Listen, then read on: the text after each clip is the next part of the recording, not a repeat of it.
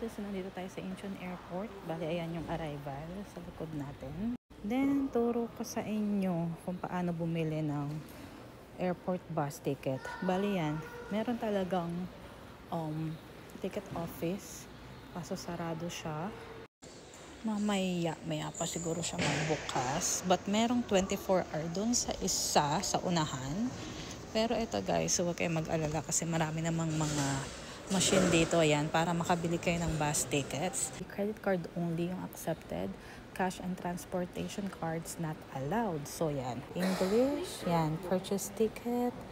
Tapos yan, departure from here, Incheon Airport Terminal 1 to destination. Pili lang kayo dyan, for example, Seoul. Yan, hanapin nyo yung destination na malapit sa accommodation nyo, yung mismong pupuntahan nyo. For example, ayan, Dongdaemun Design Plaza. Ayan, pipili lang kayo ng time. Makikita nyo kung ilang seats yung available. For example, this one for 440. Yan, ito yung price niya. Adult, 80,000 won. Student, child. For example, this one. Yan, 2. Total amount, then select. Yan, lalagay nyo lang yung payment nyo dito sa credit card. Then, i-print yung tickets. Oh, printing tickets.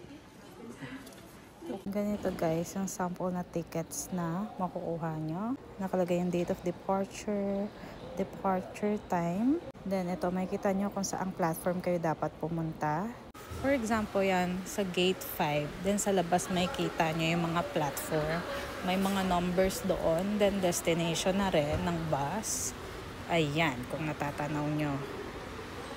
Yan, for example, 5B1. Tas yung bus number. Then kung saan yung mga destination. So, ayun lang guys. So, advice ko lang, kagaya namin, bumili muna ng SIM card.